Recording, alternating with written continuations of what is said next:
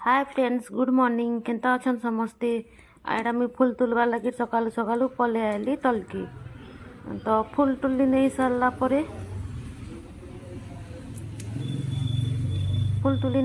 परे माही बापा भी रेडी है पले गले। तार परे बजे 10:30।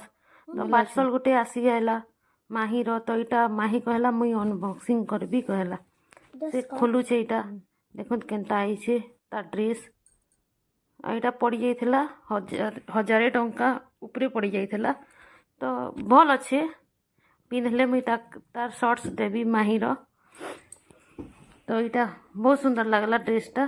तारपरे मुई भी गोटे मगैली। तो दुई जनकर पार्सल पलि आइला। कहला मुई जिद्दी कला मुई खोलबी कहीकि। तो से खोलुछे यहाँ बसिक ताके जर आनुछे टिके भल नहीं लगवा। जर जर लगुचे। तो आज से स्कूल जाइनी आउ रेस्ट करूला। तो कहला पार्सल आसी तो मुई खोलबी कहीकि कहला बेले निजे निजे खुलुछे यहाँ।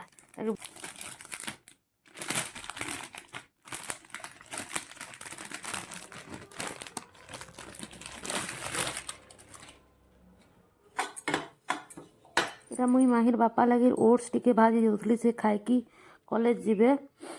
देखुन मिल्क ओट्स भाजी हैला परे मिल्क टिके दे देली आउ ताके किछि टाइम बॉयल कर देली। घाटी करी बॉयल करी सारला परे किछि भी ड्राई फ्रूट्स थिबा काजू थिबा किशमिश थिबा एप्पल थिबा तो सेटा टिके दे पके देली। मोर पाखे बनाना थिला गुरुवार दिनटा खाइनी केही। तो सेटा टिके पके देली आ मोर ओट्स रेडी हो गला। आ इटा मुई एखन दे देबी खाई कि कॉलेज जीवे। देखो आ पूरा फुल हेल्दी है। सकालू सकालू ऑयली जिनिस खाइबार रे ओट्स खाइबार कथा।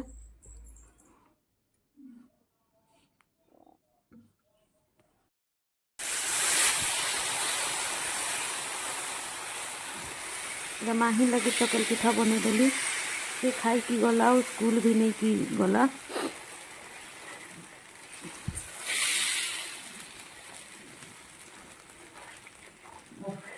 आ मोर वीडियोटा यदि भल लगवा बेले लाइक भी करबे आउ सब्सक्राइब करबे मोर चैनल के आउ सपोर्ट करबे।